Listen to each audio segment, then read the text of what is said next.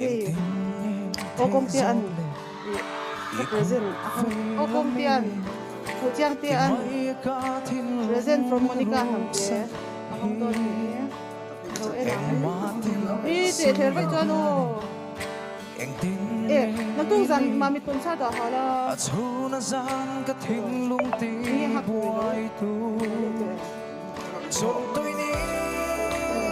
đi học của nó cái gì đâu nhỉ để nó tập được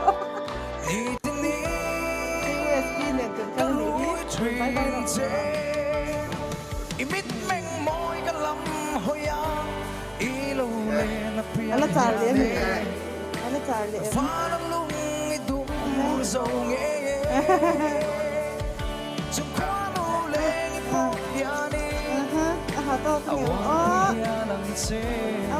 to cái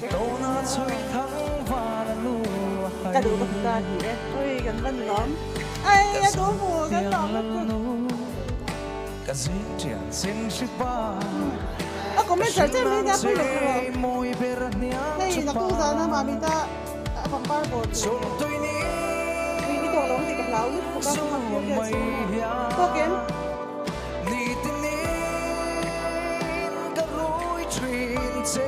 USB có cái gì anh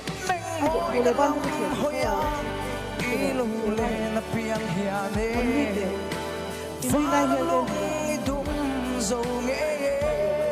cái vấn đề tiền nếu mình lại u cái size cái thì khác cái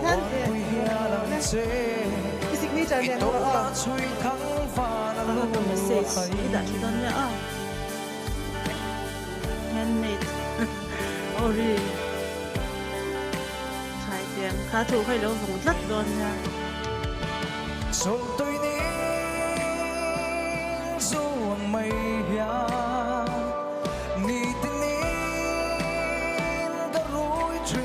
Say